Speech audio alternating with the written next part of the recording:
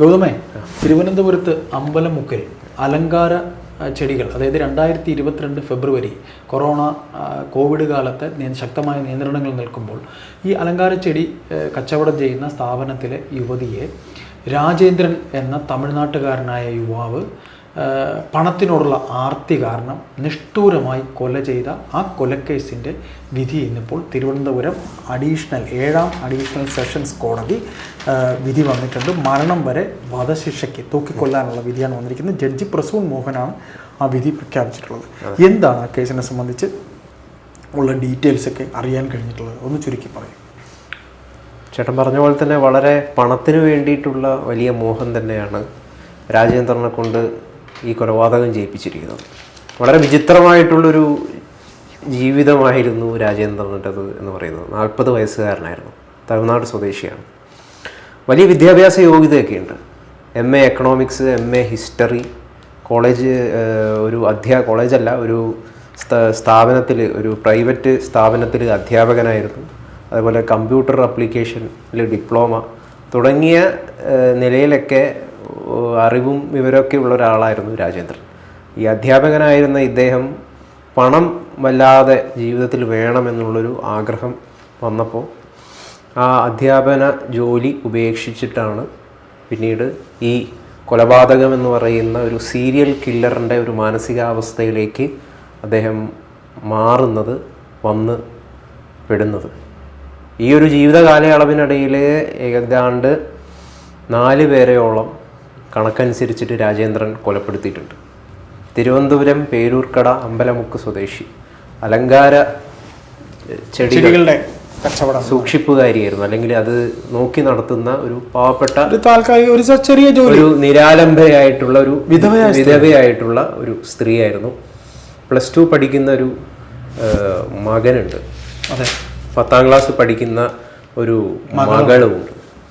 അപ്പോൾ കോടതി ഇപ്പം രാജേന്ദ്രന് 8 ലക്ഷം രൂപയോളം ഫൈന് പിഴ അടയ്ക്കണമെന്ന് പറഞ്ഞിരിക്കുകയായിരുന്നു. അതിൽ 4 ലക്ഷം രൂപ ഈ മക്കൾക്ക് വേണ്ടിയിട്ട് കൊടുക്കണം എന്നാണ് പറഞ്ഞിരിക്കുന്നത്. അപ്പം 2022 ഫെബ്രുവരി 6-ാം തീയതിയാണ് എല്ലാവർക്കും സുപരിചിതമായിട്ടുള്ള ഈ ഒരു സംഭവം നടക്കുന്നത്. കോവിഡിൻ്റെ വലിയൊരു കാലഘട്ടമായിരുന്നു. വലിയൊരു കാലഘട്ടം എന്ന് പറയുന്നത് ആ സമയത്തും പല രീതിയിലുള്ള നിയന്ത്രണങ്ങളൊക്കെ ഉണ്ടായിരുന്ന ഒരു സമയമായിരുന്നു. ആ പ്രദേശങ്ങളിലൊന്നും അധികം ആളുകളൊന്നും ഉണ്ടായിരുന്നില്ല, ആളുകൾ പുറത്തിറങ്ങാത്ത. അതൊക്കെ കൃത്യമായി മനസ്സിലാക്കി, മാത്രമല്ല ഈ വിനീതയെ രാജേന്ദ്രന് നേരത്തെ തന്നെ ബന്ധമില്ലായിരുന്നുവെങ്കിലും ഇവരുടെ എല്ലാ മൂവ്മെൻറ്റ്സും രാജേന്ദ്രൻ കൃത്യമായിട്ട് വാച്ച് ചെയ്തിട്ടുണ്ട്. കഴുത്തിൽ എപ്പോഴും 4 പവൻ്റെ മാല വിനീത ഇടാറുണ്ടായിരുന്നു എന്ന് രാജേന്ദ്രൻ കൃത്യമായിട്ട് മനസ്സിലാക്കിയിട്ടുണ്ട്. അതിൻ്റെ അടിസ്ഥാനത്തിൽ ആ 4 പവൻ്റെ കഴുത്തിലെ മാല അപഹരിക്കാൻ വേണ്ടിയിട്ടുള്ള യാത്ര രാജേന്ദ്രനൊക്കെ ഇപ്പോൾ അഴിക്കുള്ളിൽ നിത്യവും, ഇനി ജീവിതകാലം മുഴുവൻ മരണം വരെ അഴിക്കുള്ളിൽ കഴിയാൻ വേണ്ടിയിട്ട് എത്തിച്ചിരിക്കുകയാണ് ചെയ്യുന്നത്. ഇയാൾ തമിഴ്നാട്ടിൽ നേരത്തെയും മറ്റ് കൊലപാതകങ്ങൾ ചെയ്തിട്ടുണ്ട്. 3 പേരെയാണ് കൊന്നത്. ഒന്ന് സുബ്ബയ്യർ, ഒരു കസ്റ്റംസ് ഉദ്യോഗസ്ഥനായിരുന്നു. അയാളുടെ ഭാര്യ, അതുപോലെ തന്നെ 13 വയസ്സുകാരിയായിട്ടുള്ള ഒരു മകള്, ഇവരെയൊക്കെ കൊല ചെയ്തൊരു അപൂർവ വ്യക്തിയാണ് ഈ രാജേന്ദ്രൻ. രാജേന്ദ്രൻ നേരത്തെ അടക്കം ചേട്ടൻ സൂചിപ്പിച്ച പോലെ തന്നെ പണമായിരുന്നു ഇയാളുടെ ലക്ഷ്യം. അല്ല, ഇയാളൊരു അധ്യാപകനൊക്കെ ആയിരുന്നു. അതെ, ഞാൻ അത് പറഞ്ഞല്ലോ, ഒരു സ്ഥാപനത്തിൽ, ഏതൊരു ട്യൂട്ടോറിയൽ കോളേജിൽ അവിടുത്തെ ഒരു സാമ്പത്തികശാസ്ത്രം പഠിപ്പിക്കുന്ന ഒരു അധ്യാപകനായിരുന്നു. തമിഴ്നാട് യൂണിവേഴ്സിറ്റി ഹയർ സെക്കൻഡറി സ്കൂളിൽ, തഞ്ചാവൂർ തമിഴ് യൂണിവേഴ്സിറ്റി. അതെ, അത് അദ്ദേഹം പഠിച്ചത്. അതെ, എന്നിട്ട് അദ്ദേഹം അധ്യാപകനായത് ഹയർ സെക്കൻഡറി സ്കൂളിൽ അധ്യാപകനായിരുന്നു. എന്നിട്ടാണ് ഈ ട്രേഡിംഗ് ബിസിനസ്സിലേക്ക് തിരിയാൻ വേണ്ടിയിട്ട് പണം കൂടുതൽ സമ്പാദിക്കാൻ. ഈ ഓൺലൈൻ ട്രേഡിംഗ് ബിസിനസ് ആയിരുന്നു രാജേന്ദ്രന്റെ മനസ്സിൽ മുഴുവൻ. ആർത്തി. അതെ, ആ ഒരു വഴി പണം ഒരുപാട് ഉണ്ടാക്കാം. ഇപ്പം കുറെ ആൾക്കാർക്ക് ഇപ്പോൾ പല ആളുകളും ഇപ്പോൾ ഓൺലൈൻ ട്രേഡിംഗ് ബിസിനസ് ഒരു വലിയൊരു സ്റ്റോക്ക് മാർക്കറ്റ് വലിയൊരു സംഭവമായിട്ട് എങ്ങനെ ട്രേഡിംഗ് ചെയ്യണം എന്നതിന് അടക്കം ഇപ്പോൾ കോഴ്സുകൾ അടക്കമുണ്ട് അത് പഠിപ്പിക്കാനായിട്ട്. അപ്പം അതിന് മാത്രം മണിക്കൂറുകൾ ചെലവാക്കുന്ന എത്രയോ നിരവധിയായിട്ടുള്ള ആളുകൾ ഇപ്പോൾ ഉണ്ട് അതിൻ്റെ ആ സ്കില്ല് പഠിക്കാൻ വേണ്ടിയിട്ട്. അപ്പോൾ രാജേന്ദ്രനും അങ്ങനെ അതിലേക്ക് പണം നിക്ഷേപിക്കാൻ, പണം കണ്ടെത്താൻ വേണ്ടിയിട്ടാണ് ഈ കൊലപാതകങ്ങളൊക്കെ ചെയ്തത് എന്നാണ് പോലീസിന് നൽകിയിരിക്കുന്ന മൊഴിയിൽ പറയുന്ന ഒരു കാര്യം എന്ന് പറയുന്നത്. ഈ കേസിൻ്റെ മറ്റൊരു പ്രത്യേകത എന്താണെന്ന് വെച്ച് കഴിഞ്ഞാൽ ഇതിൽ സാക്ഷികളില്ല. അതെ, സാക്ഷികളില്ലാത്ത ഒരു കേസായിരുന്നു. വെറും സാഹചര്യ തെളിവും അതോടൊപ്പം തന്നെ മറ്റ് അല്ല ഒരു തെളിവുണ്ടായിരുന്നു. പ്രധാനപ്പെട്ട ഒരു തെളിവ് CCTV ആയിരുന്നു. CCTV മാത്രമല്ല, ഈ വിനീതയെ ഇയാൾ കൊലപ്പെടുത്താൻ ശ്രമിക്കുമ്പോൾ ഇയാൾ പിറകിൽ നിന്നാണ് കത്തി കൊണ്ട് കുത്തി കൊല്ലുന്നത്. അപ്പോൾ കഴുത്തിൽ കുത്തി കൊല്ലുന്ന സമയത്ത്, മാരകമായി കൊല ചെയ്യുന്ന സമയത്ത് ഈ രാജേന്ദ്രന്റെ കയ്യിലെ രക്തം, ഒരു തുള്ളി രക്തം രാജേന്ദ്രന്റെ കയ്യിൽ നിന്ന് വീഴുന്ന ആ രക്തത്തുള്ളി ആരുടേതാണെന്ന് വെച്ചുകൊണ്ടാണ് ആ അന്വേഷണത്തിലാണ് ഇങ്ങനെ ഉള്ള രാജേന്ദ്രനിലേക്ക് പോലീസിന്റെ അതിശാസ്ത്രീയമായ അന്വേഷണം. പിന്നെ ഇപ്പോ ഗൗതം പറഞ്ഞു വെച്ചതുപോലെ സാക്ഷികളില്ല. CCTV സാഹചര്യ തെളിവും CCTV ദൃശ്യങ്ങളാണ് ഇയാളെ പിടിക്കുന്നതിന് ഇതായത്. കാര്യം ഈ ആൾക്കാരില്ലാത്ത കൊണ്ട് തന്നെ ഈ കൃത്യം നടക്കുന്നതിനുള്ള കാഴ്ചക്കാരും തന്നെ ഉണ്ടായിരുന്നില്ല എന്നുള്ളത് അതിക്രൂരമായ ഒരു കൊലയാണ്.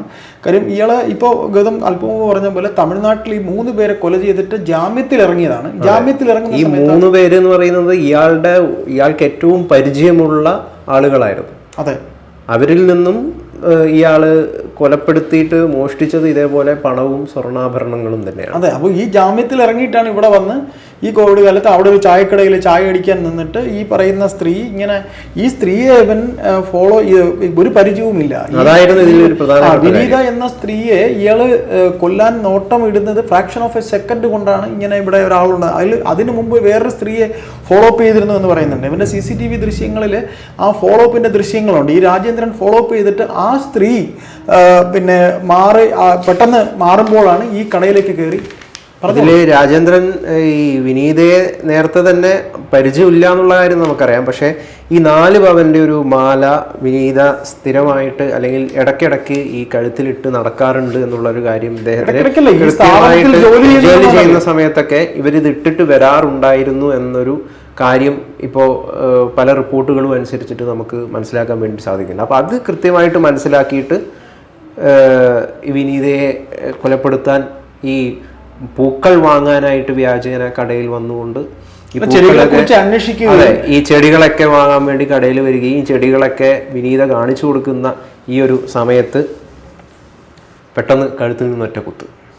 പ്രോസിക്യൂഷൻ്റെയും അതോടൊപ്പം തന്നെ ഇയാളുടെയും അഭിപ്രായം അല്ലെങ്കിൽ ഇയാളിൽ നിന്ന് എന്താണ് അറിയേണ്ടത് എന്ന് അറിഞ്ഞുകൊണ്ടാണ് കോടതി ഇപ്പോൾ വിധി പറഞ്ഞിരിക്കുന്നത്. ഇയാൾക്ക് യാതൊരു തരത്തിലുമുള്ള പശ്ചാത്താപവുമില്ല. താൻ ചെയ്തത് യാതൊരു തരത്തിലുമുള്ള തെറ്റുമല്ല എന്നാണ് രാജേന്ദ്രൻ വിശ്വസിക്കുന്നത്. 70 വയസ്സുള്ള അമ്മയുണ്ട്, എനിക്കിനി വക്കീൽ പഠനം നടത്തണം, വക്കീൽ പഠനം നടത്തിയിട്ട് പാവപ്പെട്ടവർക്ക് നിയമസഹായം, അതായത് സൗജന്യമായിട്ട് നിയമസഹായം ചെയ്യണം. ഇതൊക്കെയാണ് രാജേന്ദ്രന്റെ ആഗ്രഹം. അതും കോടതിക്ക് മുമ്പാകെ പറയുകയൊക്കെ ഉണ്ടായി. അപ്പൊ അതൊന്നും പക്ഷെ വിലക്ക് വെച്ചില്ല, വിലക്കെടുത്തില്ല.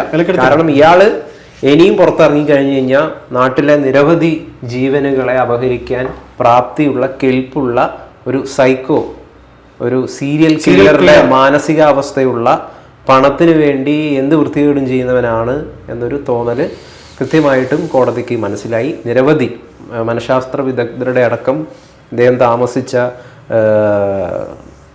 ഇദ്ദേഹത്തിന് പാർപ്പിച്ച ജയിലിലെ അടക്കം ഒരുപാട് ആളുകളുടെ റിപ്പോർട്ടുകളൊക്കെ തേടി മനസ്സിലാക്കിയതിന് ശേഷമാണ് ഈ ഒരു വിധി, മരണം വരെ ജയിലിൽ കഴിയുക എന്ന ഈ ഒരു വിധി കോടതി ഇപ്പോൾ വിധിച്ചിരിക്കുന്നത്. ഇപ്പം എന്തായാലും ആ അമ്മയുടെയൊക്കെ, ഈ വിനീതയുടെ അമ്മയുടെയും അച്ഛൻ്റെയൊക്കെ ഇപ്പം ബൈറ്റുകൾ ഇപ്പോൾ മാധ്യമങ്ങളിൽ കാണിക്കുന്നുണ്ട്. അവർക്ക് വളരെയധികം സന്തോഷമായിട്ടുണ്ട്. വളരെ നിറകണ്ണുകളോടുകൂടി അവർ ഈ വിധിയെ സ്വാഗതം ചെയ്യുന്നതായിട്ട് നമുക്ക് കാണാൻ വേണ്ടി കഴിയാണ്.